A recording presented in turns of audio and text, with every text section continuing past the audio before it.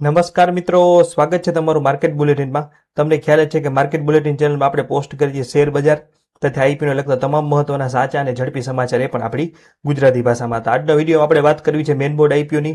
કંપનીનું નામ તમને ખ્યાલ જ આવી જ ગયું હશે, બીસીસીએલ એટલે કે ભારત કોકિંગ કોલ લિમિટેડ। તો આઈપીઓ વિશે આપણે તમામ વિગતવાર માહિતી મેળવશું, એ પણ આપણી ગુજરાતી ભાષામાં। અને છેલ્લે એ પણ મંતવ્ય આપશું કે આઈપીઓમાં અરજી કરવી કે નહીં। તો જોડાયેલા રહેજો। વધુ વાત ન કરતા શરૂઆત કરીએ સૌપ્રથમ કંપનીના વ્યવસાયથી। તો આપણે તમને ખ્યાલ જ હશે, છતાં એક વખત રિપીટ કરી દઈએ કે બીસીસીએલ ભારતની સૌથી મોટી કોકિંગ કોલ એટલે કોલસા ઉત્પાદક કંપની છે। તમને જાણીને નવાઈ લાગશે કે દેશમાં જે કુલ કોકિંગ કોલસો પેદા થાય છે, કોકિંગ કોલસો, તેમાંથી લગભગ 58.50% એકલો આ કંપની પૂરો પાડે છે। આ કંપની સ્ટીલ ઉદ્યોગ માટે જરૂરી પ્રાઇમ કોકિંગ કોલનો ભારતમાં એકમાત્ર સ્ત્રોત છે। તેની મુખ્ય કામગીરી ઝારખંડના ઝરિયા અને પશ્ચિમ બંગાળના રાણીગંજ વિસ્તારમાં ફેલાયેલી છે। કંપની માત્ર કોલસો કાઢતી જ નથી, પણ તેની પાસે 13.65 મિલિયન ટનની ક્ષમતા ધરાવતી પોતાની ઓસરીઓ પણ છે, જ્યાં કોલસાને સાફ કરી તેની ગુણવત્તા સુધારવામાં આવે છે। સ્ટીલ ઓથોરિટી ઓફ ઇન્ડિયા એટલે કે સેલ અને એનટીપીસી જેવા દેશના મોટા ગ્રાહકો આ કંપની ઉપર નિર્ભર છે। ટૂંકમાં કહીએ તો ભારતની સ્ટીલ અને પાવર ઇન્ડસ્ટ્રી બીસીસીએલ વગર અધૂરી છે। આજે આ કંપનીને માર્કેટમાં એક મજબૂત મોનોપોલી આપે છે। હજી વાત કરીએ કંપની વિશે, તો કંપની પાસે કોલસાનો એવો અખૂટ ખજાનો છે, જેની ભારતની અન્ય કંપનીઓથી અલગ પાડે છે। કંપની પાસે આશરે 7.91 અબજ ટન કોલસાના સંસાધનો છે। સૌથી મહત્વની વાત એ છે કે સ્ટીલ બનાવવા માટે જે ઉચ્ચ ગુણવત્તાના પ્રાઇમ કોકિંગ કોલની જરૂર પડે છે, તે આખા ભારતમાં માત્ર અને માત્ર બીસીસીએલ જ પૂરો પાડે છે। આના કારણે ભારતની મોટી સ્ટીલ કંપનીઓ આયાતી કોલસા ઉપર નિર્ભર રહેવાના બદલે બીસીસીએલ પર ભરોસો રાખવો પડે છે। કંપનીની ખાણો આગળ જેમ વાત કરી કે ઝારખંડના ઝરિયા અને પશ્ચિમ બંગાળના રાણીગંજ કોલ ફિલ્ડમાં આવેલી છે, જે કોલસા ઉત્પાદન માટે ભારતના હૃદય સમાન ગણાય છે। માત્ર ખાણો જ નહીં, પણ બીસીસીએલ પાસે વોસરીઓ પણ આવેલી છે અને કાચા કોલસાને સાફ કરીને તેની રાખનું પ્રમાણ ઘટાડે છે, જેથી ઉદ્યોગોને વધુ ઉર્જા અને સારી ગુણવત્તા મળે। કંપની આ વ્યૂહાત્મક સ્થિતિ અને મજબૂત ઇન્ફ્રાસ્ટ્રક્ચર તેને બજારમાં એક હરીફ વર્ગનો લીડર બનાવે છે। હવે વાત કરીએ ટાઈમ ટેબલની, તો 9 તારીખે આઈપીઓ શરૂ થશે, 13 તારીખે પૂરો થશે। 10 રૂપિયાની ફેસ વેલ્યુ, 23 રૂપિયાનો ભાવ, કર્મચારીઓ માટે ₹1 પ્રતિ શેર ડિસ્કાઉન્ટ, 600 શેરની લોટ સાઇઝ અને 1071 કરોડનો સંપૂર્ણપણે ઓએફએસ। 8 તારીખેની એન્કર બુક આવશે। વાત કરીએ કેટેગરીની, તો રિટેલર માટે 35%, 600 શેરની લોટ સાઇઝ, 13,800ની નાની અરજી અને રિટેલ કોટામાં 2,30,910 અરજી અનામત રાખવામાં આવેલી છે। સ્મોલ એચએનઆઈ કોટાની વાત કરીએ તો 9,000 શેરની અરજી કરવાની રહેશે, રકમ થશે 2,07,000, તેના માટે 2,199 અરજી અનામત રાખવામાં આવેલી છે। અને બિગ એચએનઆઈ 10% અનામત, 43,800 શેરની અરજી કરવાની, રકમ થાય 10,07,400 અને તેના માટે 4,398 અરજી અનામત રાખવામાં આવેલી છે। હવે સૌથી મહત્વની વાત, અને સ્ક્રીન ઉપર ધ્યાન આપજો કે શેર હોલ્ડર કોટાની, તો આઈપીઓમાં કોલ ઇન્ડિયાના શેર હોલ્ડર માટે શેર હોલ્ડર કોટા અનામત છે, અને 107.11 કરોડના શેર એટલે કે 4,65,70,000 શેર હોલ્ડર કોટા માટે અનામત રાખવામાં આવેલા છે। આઈપીઓમાં 10% કોટા અનામત છે। રોકાણકારો પાસે 1 જાન્યુઆરી 2026 સુધીમાં કોલ ઇન્ડિયાનો ઓછામાં ઓછો એક શેર ડીમેટમાં હશે, તેઓ આ શેર હોલ્ડર કોટામાં અરજી કરી શકશે। અને આ બાબતે આપણે ઇન્સ્ટાગ્રામમાં પણ અપડેટ આપ્યું હતું, તમે ઇન્સ્ટાગ્રામને ફોલો ના કર્યું તો ખાસ ફોલો કરી લેજો। અને તમે આ કેટેગરીમાં 2 લાખની મર્યાદામાં એટલે કે વધુમાં વધુ 14 લોટ એટલે કે 8,400 શેર અને 1,93,200ની અરજી કરી શકો છો। કે શેર હોલ્ડર કોટામાં તમે મિનિમમ 1 લોટ અને વધુમાં વધુ 14 લોટની જ અરજી કરી શકો છો। ખાસ ફાયદો એ છે કે તમે એક જ પાન કાર્ડ ઉપરથી શેર હોલ્ડર કોટાની સાથે 2 લાખ સુધીની કે 2 લાખથી વધુ અથવા બિગ એચએનઆઈની અરજી પણ કરી શકો છો। આ બીજી અરજી માટે કોઈ રકમની મર્યાદા નથી, પણ શેર હોલ્ડર કોટામાં ખાસ તમારે એક ધ્યાન રાખવું કે રકમ 2 લાખની અંદર રહેવી જોઈએ, એટલે કે વધુમાં વધુ 14 લોટ। હવે વધુ વાત નથી કરવી, વાત કરીએ પરિણામની, તો તમે સ્ક્રીન ઉપર જોઈ રહ્યા છો કે 31 માર્ચ 2023, 24 અને 25। તો મિત્રો, કોઈ પણ આઈપીઓમાં પૈસા રોકતા પહેલા તેના છેલ્લા 3 વર્ષના આંકડા જોવા ખૂબ જરૂરી હોય છે, જે આરએચપીમાં પણ આપેલા હોય છે। બીસીસીએલનો ડેટા જોઈએ તો વર્ષ 2023માં કંપનીનો નફો 664 કરોડ હતો, જે સ્ક્રીન ઉપર તમને દેખાય છે। 2024માં વધીને થયો 1,564 કરોડ અને માર્ચ 2025ના અંતે નફો થોડો ઘટીને થયો 1,240 કરોડ રૂપિયા। પણ સૌથી મોટો આંચકો સપ્ટેમ્બર 2025ના છેલ્લા 6 મહિનામાં લાગ્યો, જ્યાં નફો ઘટીને માત્ર 123.88 કરોડ થઈ ગયો।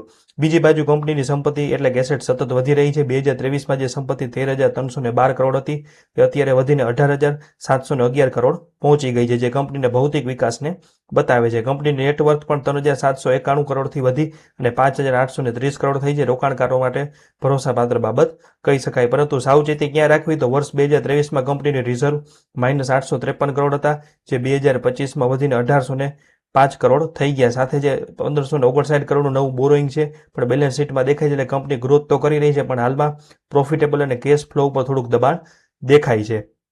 હવે વાત કરીએ લિસ્ટેડ પિયર્સ એટલે કે હરીફ કંપનીઓની, તો સ્ક્રીન ઉપર તમે જે આરએચપીનો સ્ક્રીનશોટ જોઈ રહ્યા છો, તમને જે બીજા નંબરનું નીચેનું ટેબલ દેખાય છે, તેમાં હાઈએસ્ટ પી રેશિયો આ સેક્ટરનો 19 છે અને લોએસ્ટ છે 14નો, એટલે કે એવરેજ આવે છે 17.16ની। બીસીસીએલના નાણાકીય આંકડાઓની સરખામણી જ્યારે અમેરિકાની મોટી લિસ્ટેડ કંપનીઓ જેવી કે વોરિયર, મેટાકોલ અને આલ્ફા સાથે કરીએ ત્યારે બીસીસીએલ ઘણી મજબૂત સ્થિતિમાં દેખાય છે. ઉદ્યોગનો સરેરાશ પી રેશિયો જેમ તમને કીધું કે 17 છે, જેમાં સૌથી વધુ 19 વોરિયર મેટાકોલનો અને સૌથી ઓછો આલ્ફાનો છે. બીસીસીએલનો પી રેશિયો લગભગ 9ની આસપાસ આવે છે, એટલે કે 8.46 કે 9 આસપાસ આવે છે. તો તેનો અર્થ એ છે કે કંપની તેના વૈશ્વિક સાથીઓ કરતાં ઘણી ઓછી નીચી, એટલે કે અંડર વેલ્યુ મળી રહી છે. હવે વાત કરીએ કમાણીની, તો નેટવર્થ પર વળતર એટલે કે 30.83% છે, જે આલ્ફાનું 11.48% અને વોરિયરનું 12.82 કરતાં ઘણું સારું છે. બીજી વાત કરીએ આવકની, તો બીસીસીએલની ઓપરેશનલ રેવન્યુ આશરે 13,802 કરોડ છે, જે વોરિયર મેટાકોલની 13,058 કરોડ જેટલી જ છે, પરંતુ આલ્ફાની 25,323 કરોડ કરતાં થોડી ઓછી છે. અને છેલ્લે વાત કરીએ બુક વેલ્યુ એટલે કે એનએવીની, તો બીસીસીએલની પ્રતિશત નેટ એસેટ્સ વેલ્યુ 14.07 છે, જ્યારે તેની શેરદીઠ કમાણી પણ 2.66 જેવી નોંધાણી છે. હવે વાત કરીએ કંપનીની 5 સારી અને 5 નબળી બાબતોની, તો સારી બાબતોની શરૂઆત કરીએ તો કંપનીનો એક મોનોપોલી બિઝનેસ કહી શકાય કે ભારતના કોકિંગ કોલસા ઉત્પાદનમાં આશરે 58.5% જેટલો હિસ્સો છે. બીજું છે કે 23 રૂપિયાની પ્રાઇસ પોઈન્ટ અને 9થી 10નો પી રેશિયો ખૂબ જ આકર્ષક છે. ત્રીજું છે કંપનીની નેટવર્થ 5,830 કરોડ છે અને એસેટ્સ 18,000 કરોડથી વધુ છે. બીજું છે કે કોલ ઇન્ડિયાની પેટા કંપનીઓમાંથી વિશ્વાસ અને સુરક્ષા પણ વધુ છે અને સરકારી પીઠબળ છે. અને છેલ્લું છે કે નાની પ્રાઇસ બેન્ડના લીધે ધમાકેદાર સબસ્ક્રિપ્શન આવશે અને 35થી 35% જેટલી નફાની અપેક્ષા દેખાઈ રહી છે. વાત કરીએ નબળી બાબતોની, તો નફામાં મોટો ઘટાડો એટલે કે છેલ્લા 6 મહિનામાં ચોખ્ખો નફો 83% ઘટી ગયા વર્ષની સરખામણીમાં માત્ર 124 કરોડ થઈ ગયો છે. દેવામાં વધારો એટલે વર્કિંગ કેપિટલ માટે 1,559 કરોડનું નવું શોર્ટ ટર્મ બોરિંગ લીધું છે, જેનું વ્યાજ અત્યારે આપવું પડે છે. ત્રીજું છે 100% ઓએફએસ એટલે કંપનીના કોઈ ડેવલપમેન્ટમાં પૈસા નહીં જાય, પણ આ બધા પૈસા કોલ ઇન્ડિયાને જશે. ચોથું છે 3,599 કરોડની સંભવિત જવાબદારીઓ એટલે કન્ટીજન્ટ લાયબિલિટીઝ એટલે કાયદાકીય કેસો આવેલા છે. જો તેમાં કોઈ મોટા ચુકાદા કે કંપનીની વિરુદ્ધમાં કોઈ ચુકાદો આવે તો થોડી તકલીફ આવી શકે છે. અને ચોથું છે કે પાંચમું છે ફાઇનલ 84% કામ આઉટસોર્સિંગ ઉપર હોવાથી કોન્ટ્રાક્ટનો ખર્ચ સતત વધતો રહે છે. હવે સૌથી મહત્વની વાત કે આઈપીઓમાં અરજી કરવી કે નહીં. તો મિત્રો સૌથી મહત્વનો સવાલ એ જ છે કે આઈપીઓમાં શું કરવું. તો જો આપણે તટસ્થ રીતે જોઈએ તો આ એક 100% ઓએફએસ છે, જેનો અર્થ છે કે કંપનીને નવા પૈસા નહીં મળે, પણ સરકાર કે તેની મોટી કંપની કોલ ઇન્ડિયા પોતાનો હિસ્સો વેચી રહી છે. તાજેતરના 6 મહિના નફામાં ઘટાડો, નેગેટિવ કેશ ફ્લો જેવી નબળાઈઓ પણ ચોક્કસપણે ચિંતા જગાવે છે. નેગેટિવ તો ન કહી શકાય, પણ થોડું નબળું કેશ ફ્લો છે.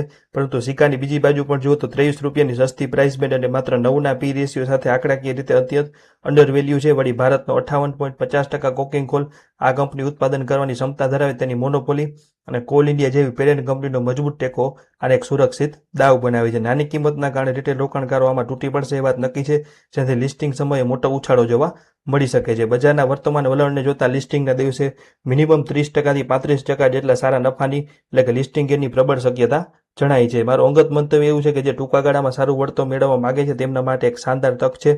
પરંતુ જો તમે લાંબા ગાળાના રોકાણકાર હોવ તો કંપનીની ભવિષ્યની પરિણામો અને તેના ઓપરેશનલ ખર્ચ ઉપર સતત નજર રાખવી હિતાવહ રહેશે. ટૂંકમાં લિસ્ટિંગ ગેઇન માટે આઈપીઓ મિસ કરવા જેવો નથી અને અંગત રીતે પણ આઈપીઓમાં અરજી કરશું, શેરહોલ્ડર કોટામાં, રિટેલર તરીકે અને શેરહોલ્ડર કોટામાં બંનેમાં. તો મિત્રો આ તો બીસીસીએલ આઈપીઓનું સંપૂર્ણ સત્ય વિશ્લેષણ. જો તમને ગૂંચવાયેલા આંકડાઓને આટલી વ્યવસ્થિત માહિતી સરળ ગુજરાતી ભાષામાં અને વ્યવસ્થિત રીતે સમજાવવાની મારી આ કોશિશ પસંદ આવી હોય તો આ વિડીયોને લાઇક જરૂર કરજો અને તમારા બીજા મિત્રો સાથે શેર કરજો, જેથી તેઓ પણ સાચો નિર્ણય લઈ શકે. આવી જ શેરબજારની પડે અપડેટ્સ માટે ચેનલને સબસ્ક્રાઇબ કરવાનું ભૂલતા નહીં. અને ખાસ નોંધ લે કે શેરબજારમાં રોકાણ જોખમને આધીન છે, તેથી કોઈ પણ નિર્ણય લેતા પહેલા તમારા ફાઇનાન્શિયલ એડવાઇઝરની સલાહ અવશ્ય લેવી. તો મળીએ છીએ બીજા એક માહિતીપ્રદ વિડીયોમાં. ત્યાં સુધી જોડાયેલા રહેજો. આભાર. અને આઈપીઓ બાબતે કોઈ પણ પ્રશ્ન હોય તો આપ કોમેન્ટ સેક્શનમાં પૂછી શકો છો. આભાર.